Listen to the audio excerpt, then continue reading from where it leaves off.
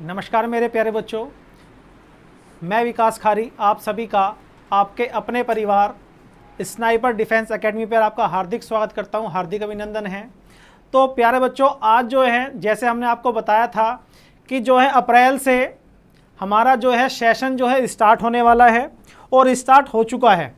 तो आज से हम आपकी प्रॉपर क्लासेज जो हैं रीजनिंग की वो आज से हम स्टार्ट करने वाले हैं। तो आज जो हमारा फर्स्ट चैप्टर होगा वो आपका होगा एनालॉजी। बहुत ही इंटरेस्टिंग चैप्टर है, बच्चे इस सब्जेक्ट में थोड़ा इंटरेस्ट लेते हैं। क्योंकि आसान है, थोड़ा इजी है। तो चलिए अपना जो है एनालॉजी का जो चैप्टर है उसको जो स्टार्ट करते हैं। स्टार्ट करने से पहले मैं आपको एक या दो चीज़ अपनी जो डिफेंस एकेडमी है, स्नाइपर डिफेंस एकेडमी, इसके बारे में आपको बता देना चाहता हूँ।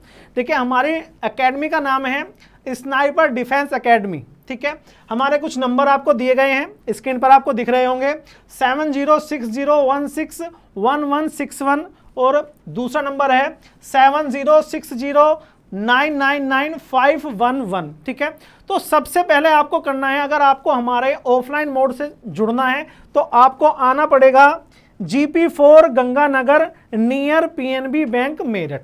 लेकिन अगर आप आने में असमर्थ हो तो आप जो है हमारे YouTube channel sniper defence academy से भी आप अपनी तैयारी को प्रॉपर तरीके से कर सकते हो। उसके लिए आपको करना क्या है, उसके लिए आपको करना है अपना प्ले स्टोर खोलना है। उस प्ले स्टोर में आपको टाइप करना है स्नाइपर डिफेंस एकेडमी।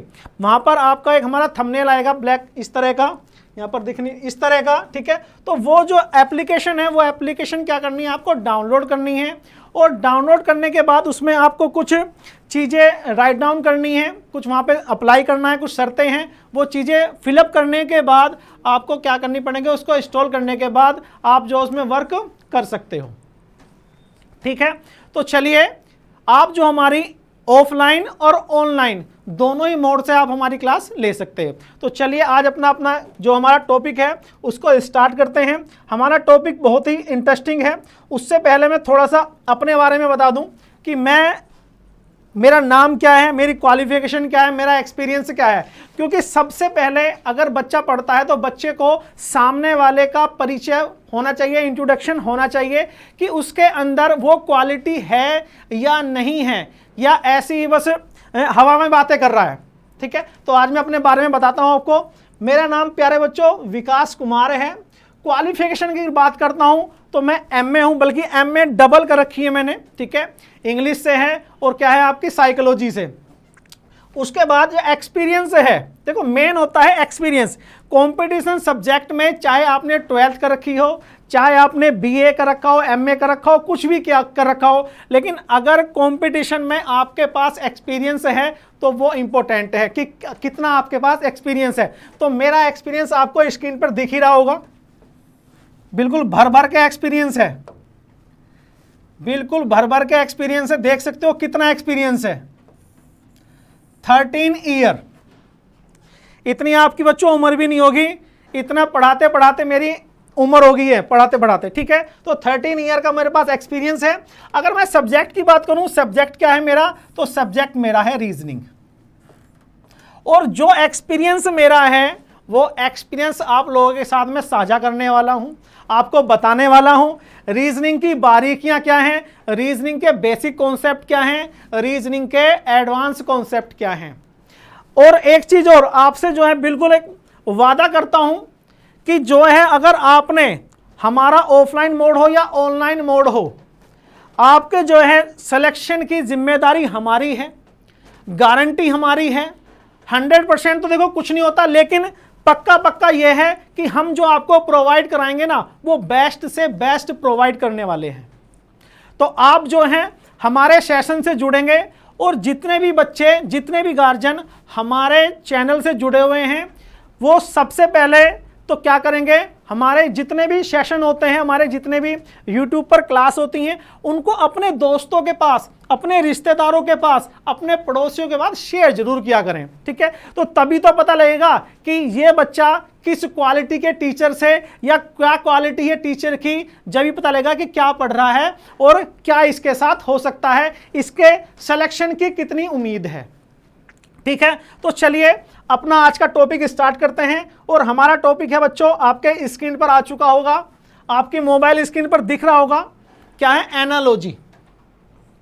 ठीक है, एनालॉजी हमारा टॉपिक है। इस टॉपिक के बारे में थोड़ा सा मैं आपको बता दूं, अगर किसी को दिक्कत है। एनालॉजी को बोलते हैं समरूपता, मतलब उसी के जैसा रूप। मान लो फिल्म देखते हो कभी कभी, तो सलमान खान है, सलमान खान का डबल रोल होता है, तो वही चीज यहां पर भी है कि जो चीज इसके साथ हुई है वही उसके जैसा ही क्या हो सकता है? दूसरा हो सकता है। तो एनालॉजी का मतलब होता है आपकी समरूपता। तो चलिए अब एनालॉजी है, इसके टाइप्स पढ़ते हैं। टाइप्स कितने प्रकार की, कितने प्रकार की आपकी एनालॉजी है?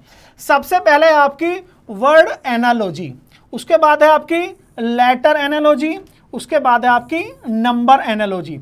सबसे पहले हमें पता होना चाहिए कि वर्ड एनालॉजी क्या है, नंबर एनालॉजी क्या है और लेटर एनालॉजी क्या है। तो चलिए एक एक का मैं एक एग्जाम्पल देता हूं आपको, जिससे आप जो है बखूबी समझ सको, अच्छी तरह से आप समझ जाओ।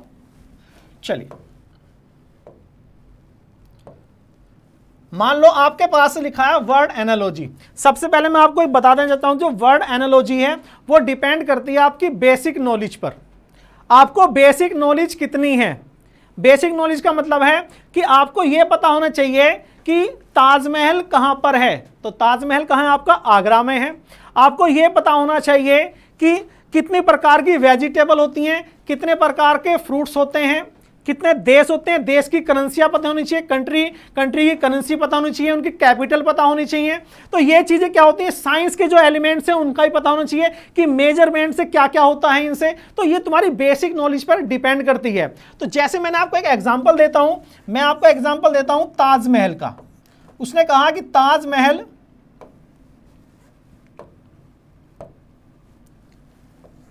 रिलेटेड टू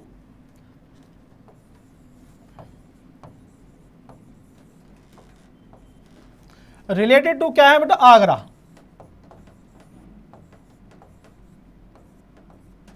ठीक है,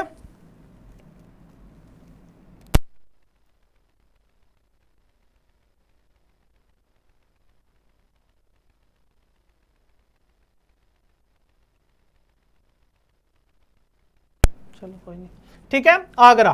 तो अगर मैं आपसे बोलूं कुतुब मीनार, कुतुब मीनार कि Qutub Minar is related to, तो ताजमहल का रिलेशन किससे दिया गया? आगरा से दिया गया है। उसी तरह से आपसे पूछा गया कि कुतुब मीनार का रिलेशन किसके साथ है, तो आपको बताया कि ताजमहल कहां पर है बच्चों? वो आपका आगरा में है, आगरा शहर में है। और कुतुब मीनार कहां है? कुतुब मीनार कहां है आपको पता होनी चाहिए, कहां है वो? आपकी दिल्ली में है। तो आपको जो वर्ड एनालॉजी है वो डिपेंड किस पे करेगी? आपकी बेसिक नॉलेज पे, कि आपको बेसिक नॉलेज कितनी है। उसके बाद है आपकी लेटर एनालॉजी।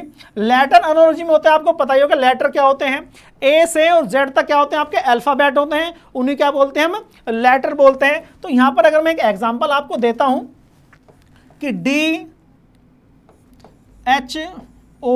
कुछ भी लिख दिया मैंने, जो मेरा मन आया मैंने वो लिख दिया। उसका रिलेशन है FJ Q और D। तो आपसे अगर कुछ भी क्वेश्चन पूछता है, वो पुटअप करता है कि KMTO का रिलेशन किसके साथ होगा, ये बताना है आपको। तो क्या करना है आपको? आपको देखना है कि आपके इनकी प्लेस वैल्यू क्या है। तो प्लेस वैल्यू अगर मैं देखता हूं तो इसकी 4 है, 4 है, इसकी 8 है, 15 है और क्या है? यहां पर 2 है। उसी तरह से यहां पर 6 है, 10 है, 17 है और क्या है बच्चों? 4 है। तो अब मुझे क्या करना है? मुझे करना है इसका फर्स्ट लेटर इसके फर्स्ट लेटर से क्या करना है? कंपेयर करना है। तो चलिए कंपेयर करते हैं। अगर मैं कंपेयर करता हूं इसका फर्स्ट लेटर से इसका फर्स्ट लेटर, तो मुझे पता लग रहा है कि यहां पर क्या हो रहे हैं? +2 हो रहे हैं। कितने हो रहे हैं? +2। तो वही रूल, वही नियम मैं यहां पर लगाऊंगा। अगर ये फर्स्ट लेटर मेरा 11 है, 11 में अगर मैं 2 जोड़ता हूं तो मुझे मिलता है 13, और 13 पे क्या आता है? आपका M। क्लियर है? उसके बाद सेकंड अल्फाबेट से सेकंड अल्फाबेट देखते हैं क्या हो रहा है। यहां पर भी क्या हो रहा है? +2 हो रहा है। तो यहां पर भी क्या करूंगा मैं? +2 करूंगा। 13 में अगर मैं 2 जोड़ता हूं तो मुझे मिलता है 15, और 15 पे क्या आता है आपका O, ठीक है। उसके बाद third alphabet to third alphabet कितना हो रहा है, यहां पर भी क्या है +2 है, तो यहां पर भी क्या करेंगे बच्चों हम 20 में अगर मैं 2 ऐड करता हूं तो कितना मिलेगा मुझे 22, और 22 पे आएगा आपका V अल्फाबेट। उसके बाद है आपका फोर्थ टू फोर्थ करना है, तो यहां पर भी क्या है +2 है, तो यहां पर क्या करना है हमें +2 करना है, ये क्या आपका 15 है, अगर मैं 15 में 2 जोड़ता हूं तो मुझे मिलता है 17, और 17 पे क्या आपका Q है। मतलब इनके अल्फाबेट में एक कंपेयर हो रही है, एक श्रेणी बन रही है, एक प्रॉपर श्रेणी बनती है यहाँ पर कि इसका पहला अल्फाबेट से इसके पहले अल्फाबेट में क्या इंक्रीज हुआ है या डिक्रीज हुआ है। इसी तरह से आपको एक प्रॉपर श्रेणी बनानी है, और वही नियम क्या लगाना, वही रूल क्या लगाना है, आपको दूसरी साइड में ही वही रूल आपको लगाना है। क्लियर है? चलिए अब नेक्स्ट है आपकी नंबर एनालॉजी। इसको यहाँ पे समझते हैं नंबर एनालॉजी को। नंबर एनालॉजी में हम यूज करेंगे नंबरों का, ठीक है। अब नंबरों का यूज कैसे करेंगे कि मान लो 12 का आपका जो रिलेशन है वो है 144 से, तो आपसे पूछ लिया है कि 11 या 10 कुछ भी पूछ सकता है वो कि 10 का किसके साथ होगा। तो आपको पता है कि 12 का स्क्वायर कितना होता है 144, तो यहां पर क्या लगा रखा है, स्क्वायर वाली जो कंडीशन है वो अप्लाई की हुई है। तो यहां पर क्या होगा 10 का अगर मैं स्क्वायर करता हूं तो 10 का स्क्वायर क्या होगा बच्चों 100 होगा। आई होप कि जो चीजें मैंने आपको समझाई हैं टाइप ऑफ एनालॉजी ये आपको अच्छे से समझ में आ गई होंगी। तो चलिए अब कुछ क्वेश्चन की प्रैक्टिस करते हैं अपनी। चलिए क्वेश्चन लेते हैं भाई अपने। सेकंड क्वेश्चन से स्टार्ट करते हैं, फर्स्ट क्वेश्चन थोड़ा डिस्टर्ब हो गया था। तो देखिए दूसरा क्वेश्चन है आपके सामने कि कोबलर का जो रिलेशन है वो किसके साथ दिया हुआ है, वो लेदर के साथ दिया गया है। तो कारपेंटर का बताना है किसके साथ होगा। तो चलिए कोशिश करते हैं। अब देखिए कोबलर का रॉ मटेरियल क्या होता है, लेदर होता है। अगर यहां पर शूज होता तो फिर क्या होता, क्वेश्चन ही चेंज हो जाता। तो यहां पर कोबलर माने होता है मोची, तो मोची का जो रिलेशन होता है वो किससे होता है, चमड़े से। चमड़ा क्या होता है उसका रॉ मटेरियल, मतलब जिससे वो चीजें तैयार करता है, वो शूज वगैरह जो तैयार करता है। इसी तरह से जो कारपेंटर है, कारपेंटर क्या होता है, बढ़ी का रॉ मटेरियल क्या होता है देखते हैं। फर्नीचर नहीं, फर्नीचर तो उसका जो कंप्लीट मटेरियल है, प्रोडक्ट है, वो होता है वुड। हाँ बिल्कुल सही है वुड। हैमर तो हथौड़ा है, चेयर नहीं। तो इसका आंसर क्या आएगा, इसका जो आंसर आएगा बच्चों वो आएगा वुड। कि कारपेंटर का जो रॉ मटेरियल है वो क्या है आपका वुड है, लकड़ी है, क्योंकि लकड़ी से क्या बनाता है वो अपने सारे प्रोडक्ट बनाता है। ठीक है चलिए नेक्स्ट चलते हैं। क्वेश्चन नंबर 3 आपके सामने, स्मोक। देखिए क्या कहा कि स्मोक का रिलेशन किसके साथ है, पोल्यूशन के साथ है। तो वार का रिलेशन किसके साथ होगा। तो चलिए कोशिश करते हैं। तो स्मोक माने क्या होता है, धुआं। अगर धुआं होगा तो उससे क्या बढ़ेगा, उससे पोल्यूशन बढ़ेगा। ठीक है, और उसी तरह से वार क्या होता है, युद्ध। अगर युद्ध होगा तो क्या होगा, पीस होगी, शांति होगी। नहीं, युद्ध से कभी शांति नहीं होती है। ठीक है, युद्ध से तो क्या होता है, विनाश होता है केवल, और कुछ नहीं होता है। उसके बाद है विक्ट्री। हाँ भाई विक्ट्री हो सकती है, लेकिन यहां पर क्या है, पोल्यूशन क्या है, पोल्यूशन आपका नेगेटिव पॉइंट है। तो यहां भी हमें नेगेटिव पॉइंट ही लेना है। ट्रीटी माने होता है समझौता या संधि बोलते हैं उसे। ठीक है, डिस्ट्रक्शन माने होता है विनाश। हाँ ये बिल्कुल सही है कि अगर युद्ध होगा तो युद्ध का जो परिणाम होता है वो क्या होता है, वो आपका विनाश होता है। तो विनाश निश्चित है, तो इसका आंसर क्या होगा, विनाश होगा, डिस्ट्रक्शन होगा। चलिए नेक्स्ट चलते हैं। नेक्स्ट क्वेश्चन आपके सामने लिखा गया है कि मैन का जो रिलेशन है वो किसके साथ है, वो चाइल्ड के साथ है। तो फ्लावर का रिलेशन बताना है किसके साथ होगा। तो चलिए कोशिश करते हैं करने की। अब देखो मैन का अगर मैं स्मॉलेस्ट रूप निकाल लूं, स्मॉलेस्ट पोजीशन निकाल लूं, तो क्या होगी, उसकी चाइल्ड होगी, या बच्चा भी कह सकते हो कि जो आदमी का चाइल्ड क्या होता है, बच्चा होता है, छोटा रूप। उसी तरह से फ्लावर का जो छोटा रूप है उसका जो बिल्कुल स्टार्टिंग पॉइंट है वो क्या होगा, वो आपका सीड होगा। क्या सीड माने तो बीज होता है। ठीक है, बीज तब आता अगर यहाँ पर प्लांट होता। उसके बाद है आपका बटरफ्लाई माने क्या है, तितली है, नहीं तितली तो नहीं हो सकता। उसके बाद है फ्रूट, नहीं। उसके बाद है बर्ड माने क्या होता है बच्चों बताइए, बर्ड माने होता है कली। क्या होता है, कली। कली सभी जानते होंगे, जब फूल बनता है तो फूल बनने से पहले एक छोटी सी कली बनती है सभी उस पर फूलों पर या जो भी फ्लावर है। तो यहाँ पर क्या आएगा, फ्लावर की जो छोटी कंडीशन है, स्मॉलेस्ट पॉइंट है, स्मॉलेस्ट वो है आपकी, वो क्या है आपकी बड है। बड माने क्या होती है आपकी कली होती है। जिस तरह से मैन का क्या होता है चाइल्ड। क्लियर है। नेक्स्ट चलते हैं क्वेश्चन की तरफ। नेक्स्ट क्वेश्चन नंबर हमारा 5 है कि साइकोलॉजी का रिलेशन किसके साथ दिया गया है, माइंड के साथ दिया गया है। तो टिक्नोमेट्री का रिलेशन बताना है किसके साथ होगा। देखिए कि साइकोलॉजी का संबंध है माइंड के साथ। अब साइकोलॉजी किस पे डिपेंड करती है, साइकोलॉजी में किसका अध्ययन किया जाता है, किसकी स्टडी की जाती है, तो किसकी की जाती है, माइंड की स्टडी की जाती है। उसी तरह से टिक्नोमेट्री में किसकी स्टडी की जाती है, तो वो की जाती है साइन की, मैथमेटिक्स की, हाइट की या ट्रायंगल की। किसकी की जाती है, ट्रायंगल की जाती है। किसकी की जाती है, त्रिभुज की। किसकी की जाती है प्यारे बच्चों, त्रिभुज की। ये आपको याद रखना है। तो इसका आंसर क्या है, ट्रायंगल। ठीक है, चलिए नेक्स्ट चलते हैं क्वेश्चन की तरफ। नेक्स्ट क्वेश्चन है, क्वेश्चन नंबर हमारा 6 है। इसको करते हैं। अब देखो ये होगा हमारा प्लेस वैल्यू से। सबसे पहले प्लेस वैल्यू लिखते हैं। ये हमारा 1 है और ये हमारा 14 है। तो अगर मैं प्लेस वैल्यू करता हूं तो कितना हो रहा है मुझे, प्लस 13 हो रहे हैं। 13 मिलते हैं यहां से। ये 6 है, अगर 6 में मैं 13 जोड़ता हूं तो 13 प्लस 6 कितने होते हैं, 19। और 19 पे आता है मेरा एस। तो एस से कितने आपके ऑप्शन है, 2 ऑप्शन है। एक ऑप्शन आपका ए है और एक ऑप्शन आपका सी है। इसका मतलब आपके 2 ऑप्शन क्या है, आपके कट हैं। आपको सारा यूज नहीं करके देखना, ना ही सारा आपको एग्जाम में करना है। 1 या 2 अल्फाबेट से ही हमारे क्या होता है, आंसर कंप्लीट निकल जाता है। तो चलिए टाइम वेस्ट नहीं करना हमें, ठीक है। उसके बाद देखते हैं तीसरा। यहाँ पर आपका 3rd है और यहाँ पे आपका क्या है 16 है। यहाँ पर भी क्या है, प्लस 13 ही हो रहा है। तो 8 और 13 कितने होते हैं, 8 और 13 होते हैं आपके 21। और 21 किस में है, केवल पहले ही ऑप्शन में है। तो यहां पर आएगा पहला ऑप्शन। ऑप्शन क्या है, SUWY। SUWY ये क्या आपका इस क्वेश्चन का क्या है बच्चों, आंसर है। चलिए नेक्स्ट चलते हैं। देखो नेक्स्ट बहुत प्यारा क्वेश्चन है, बहुत ही अच्छा क्वेश्चन है। समझने की कोशिश करते हैं कि क्या है इस क्वेश्चन के अंदर। देखिए यहां पर दिया गया है कि अंडर रूट AFI को आपको लिख रखा है आपने M। उसी तरह से दूसरा कंडीशन है कि अंडर रूट ADD को क्या लिखा गया है, L। उसी तरह से तीसरी कंडीशन है कि ABA को क्या राइट डाउन करेंगे, क्या लिखा जाएगा।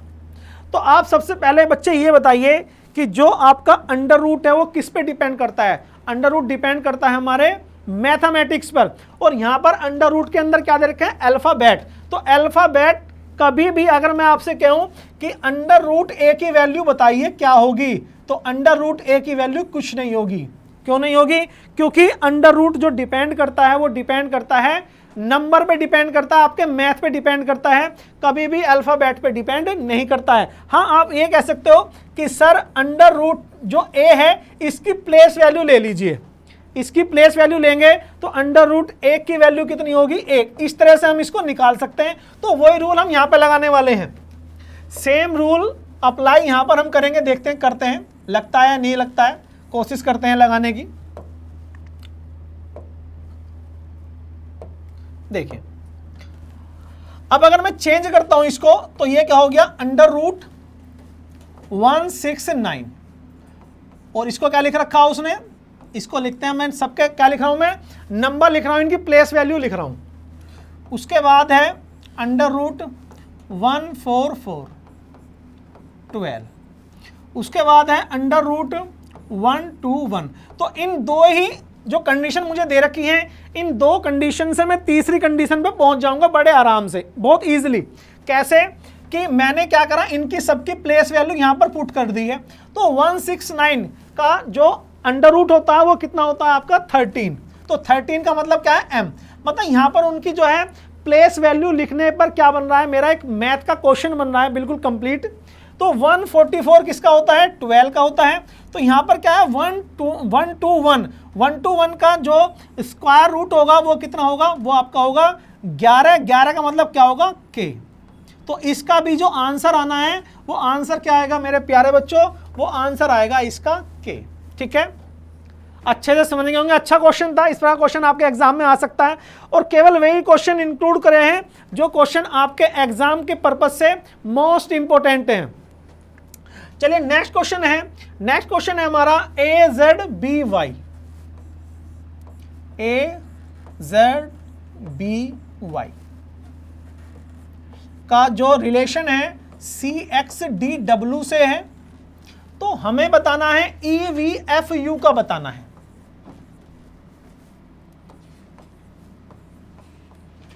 EVFU का रिलेशन बताना है कि क्या होगा इस पर्पज से। चलिए करते हैं। अगर मैं आपसे कहूं कि A एक वैल्यू है 26 है, ये 2 है और ये क्या है 25 है, सारे क्या है प्लेस वैल्यू अपने आप में विपरीत है, अपोजिट हैं।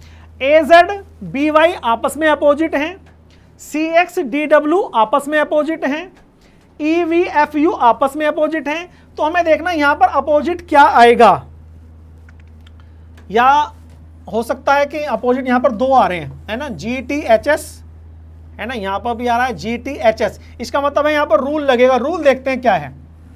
यहां पर आपका 3rd है, यहां पर आपका 24 है, ये 4 है, ये क्या आपका 23 है। तो सबसे पहले क्या हो रहा है आपका +2। तो अगर मैं +2 करता हूं तो E 5 2 7, बिल्कुल पहला ही ऑप्शन आएगा। पहला ही ऑप्शन आ रहा है केवल एक ही अल्फाबेट से, क्योंकि ये 5 है, 5 में अगर मैं 2 ऐड करता हूं तो मुझे 7 मिलता है, और 7 पे क्या आएगा आपका G, और G से क्या है एक ऑप्शन है, लेकिन ऑप्शन के साथ क्या आना चाहिए, उसका अपोजिट भी आना चाहिए। तो G के साथ क्या है T है यहां पर, तो इसका आंसर क्या आएगा, first option is right answer. अच्छे से आपको समझ में आ गया होगा। आपको कंप्लीट नहीं करने हैं, आपको क्या करना है 1 या 2 अल्फाबेट करने हैं और उसके बाद क्या है आपको सारी चीजें क्लियर होती चली जाएंगी। ठीक है, चलिए नेक्स्ट चलते हैं भाई। क्वेश्चन नंबर नेक्स्ट है DCBA। DCBA WXYZ। ठीक है, चलिए पहले इसको गॉट इट करते हैं। 4 23 है, 24 है, 25 है और क्या है 26। ठीक है, चलिए बनाइए। ये तो अपोजिट हो रहे हैं, अपोजिट हो रहे हैं। अगर मैं आपसे कहूं बच्चों कि D का अपोजिट क्या है, तो D का अपोजिट है W, C का क्या है X है, B का Y है और A का क्या है Z। सारे क्या है अपोजिट हो रहे हैं, तो यहां भी हम अपोजिट नंबर निकालेंगे। हमें निकालना है I, J, K और L। चलिए निकालते हैं। I का अपोजिट होता है इंडियन रेलवे, तो R से स्टार्टिंग होगी, R से, और R से क्या है बच्चों एक ही ऑप्शन है। बस आपको यहीं पे क्वेश्चन को क्या करना है, फिनिश करना है, क्योंकि R से क्या है आपका एक ही ऑप्शन आ रहा है। क्या ऑप्शन है, RQPO। तो आगे मुझे बढ़ने की जरूरत नहीं है, आपको स्मार्ट बनना है। आपको कम समय में अधिक क्वेश्चन कैसे कर सकते हैं, वो यही तरीका है कि आपको क्या करना है, केवल 1 या 2 ही अल्फाबेट देखने हैं रीजनिंग में, और यहां से क्या है हमारा जो क्वेश्चन का जो आंसर है वो जल्दी से फटाफट निकल आए। ठीक है, चलिए नेक्स्ट चलते हैं। क्वेश्चन नंबर नेक्स्ट है हमारा 10 है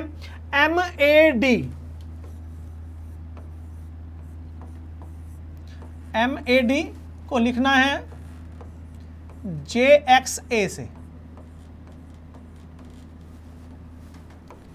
तो RUN। चलिए करते हैं। 13, ये क्या है आपका 10, तो क्या मिल रहा है मुझे -3 मिल रहा है यहाँ से। चलिए बहुत अच्छी बात है। तो ये क्या आपका 18 है, 18 में से अगर 3 करता हूं तो मुझे मिलेगा 15, 15 पे क्या आएगा आपका O। अब O से तो 3 ऑप्शन है, इसका मतलब 4th ऑप्शन तो रॉन्ग है। चलिए नेक्स्ट चलते हैं। यहाँ पर आपका 1 है और यहाँ पे क्या आपका 24 है। ये भी क्या है आपका -3 है, अपोजिट साइड से, पीछे की साइड से। रीजनिंग में कभी भी अल्फाबेट खत्म नहीं होते हैं। इंग्लिश में अल्फाबेट खत्म होते हैं, ए से स्टार्ट होते हैं, जेड पर क्या होते हैं, एंड होता है, लेकिन रीजनिंग में कभी खत्म नहीं होते हैं। अगर मैं आपसे बोलूं कि जेड के बाद क्या है, तो जेड के बाद जस्ट ए है, और ए से पहले क्या है आपका जेड है। मतलब इनका एक सर्किल है, सर्किल चलता रहेगा, जेड के बाद ए बी सी डी इस तरह से, और जेड से पहले आपका ए, इस तरह से एक सर्किल चलता रहेगा। कभी भी अल्फाबेट रीजनिंग में खत्म नहीं होंगे, इस बात का आपका विशेष ध्यान देना है। ठीक है, चलिए नेक्स्ट चलते हैं। अब आपका ओ आएगा, ओ में क्या आपके 3 ऑप्शन है। ठीक है, नेक्स्ट है आपका, ये भी -3 था, ये आपका 21 है। 21 में से अगर मैं 3 लेस करता हूं तो मुझे मिलेगा 18। 18 पे क्या है, आर है, तो ओ आर ऑप्शन एक ही है, तो इसको ही क्या करता हूं मैं, राइट करता हूं। ठीक है, ओ आर से एक ही ऑप्शन है, तो इसको यहां पे क्या करता हूं मैं, राइट करता हूं। आगे बढ़ने की मुझे कोई भी जरूरत नहीं है, कोई भी आवश्यकता नहीं है, तो इसका आंसर क्या है, बी है। चलिए नेक्स्ट क्वेश्चन पे चलते हैं अपने।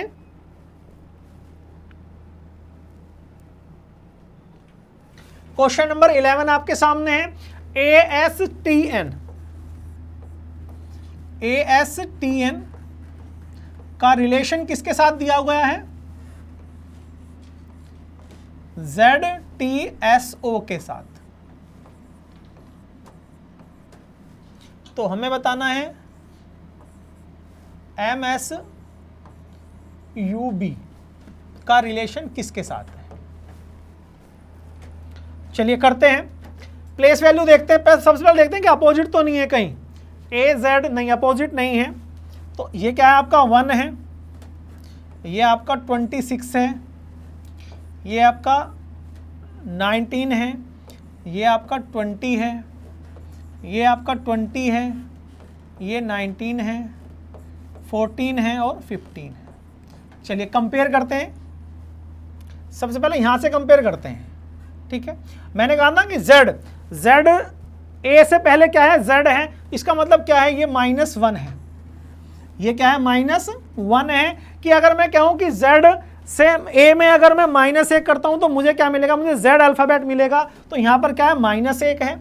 उसके बाद अगर 19 में मैं 20 में जा रहा हूं तो क्या मिल रहा है मुझे, +1 मिल रहा है। उसके बाद यहां पर क्या है, 20 है, 20 से क्या आ रहा है, 19 आ रहा है, तो -1 है। और फिर 14 से क्या मिला है, 15 मिल रहा है, तो क्या है आपका +1 है। इसका मतलब एक बार -1 है और एक बार क्या है, +1 है। तो सबसे पहले -1 है, तो अगर मैं 13 में से -1 करता हूं तो मुझे मिलता है L। L से 3 ऑप्शन है, इसका मतलब 4th ऑप्शन रॉन्ग है।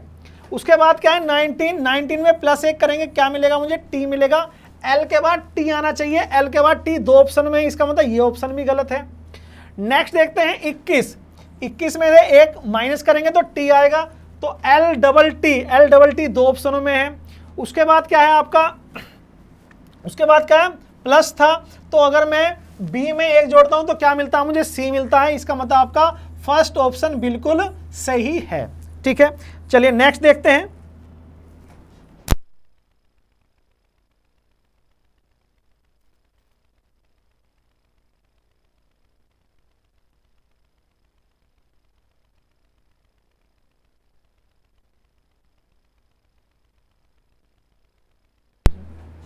चलिए नेक्स्ट क्वेश्चन है आपका, XWVU का रिलेशन है आपका TWVY से है। तो आपको रिलेशन बताना है कि BGGG का संबंध किससे होगा। चलिए देखते हैं।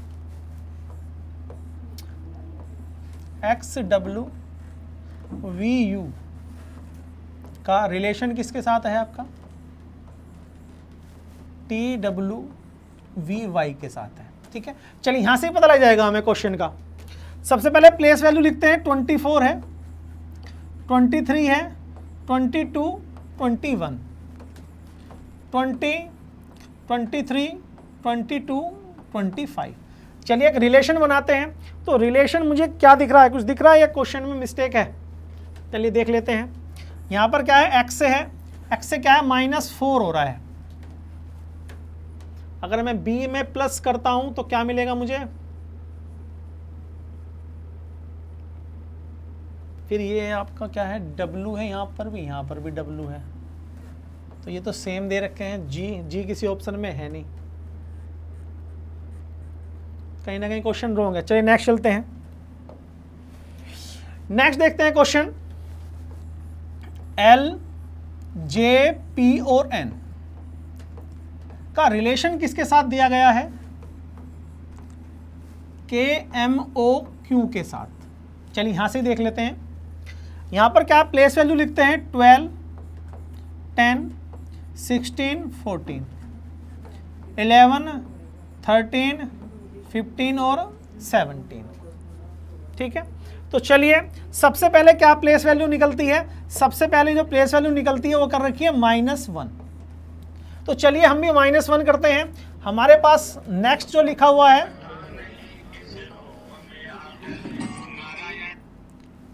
नेक्स्ट क्या लिखा हुआ है देखिए, नेक्स्ट है आपके सामने y, और y की प्लेस वैल्यू क्या आपकी 25 है।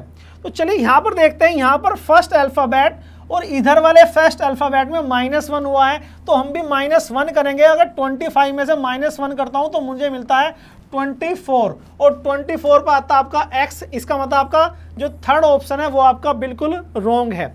चलिए नेक्स्ट चलते हैं। नेक्स्ट है इसका सेकंड, और इसके सेकंड में क्या है? +3 है। ठीक है, तो यहां पर हम क्या करते हैं?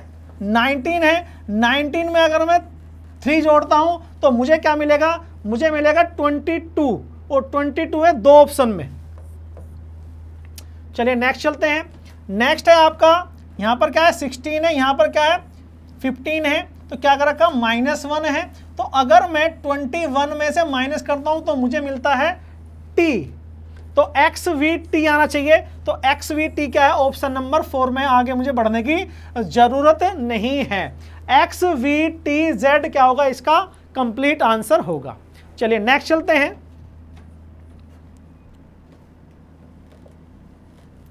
नेक्स्ट है QIOK का रिलेशन है MMKO से, तो YAWC का रिलेशन हमें बताना है।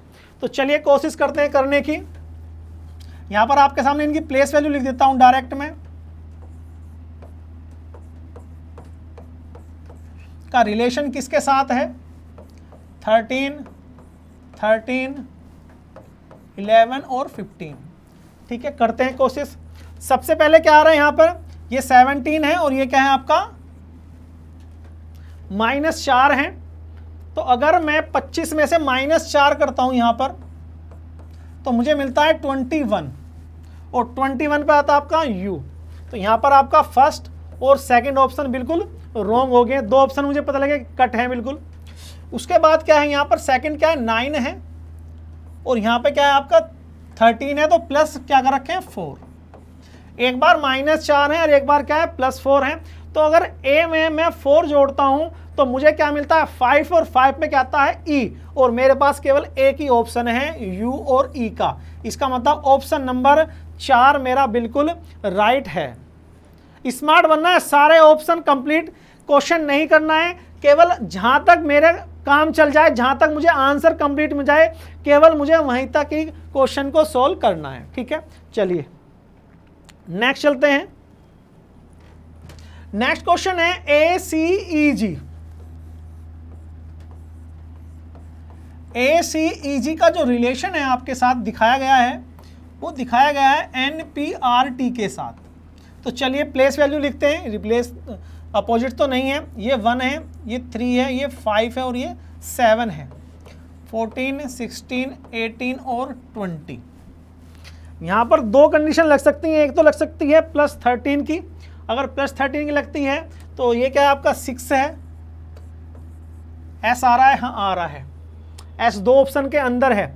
या एक कंडीशन ये भी लग सकती है +2, +2, +2, +2, +2, +2। यहां से भी क्वेश्चन आप कर सकते हो कि इस पोर्शन में +2, +2 है, और इस पोर्शन में भी +2, +2 है, और इस पोर्शन में भी +2, +2 है। तो अब देख लिया ऑप्शन में +2, +2 है क्या किसी में?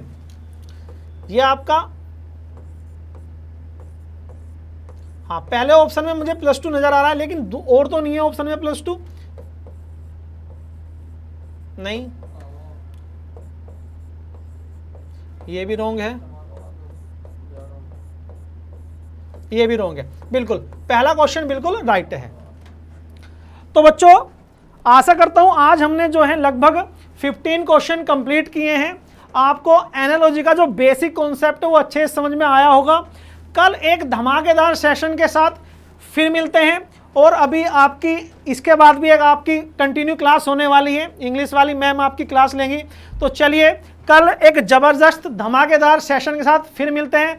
तब तक के लिए हंसते रहें, खेलते रहें, मुस्कुराते रहें, मेहनत करते रहें, पढ़ते रहें। जय हिंद, जय भारत।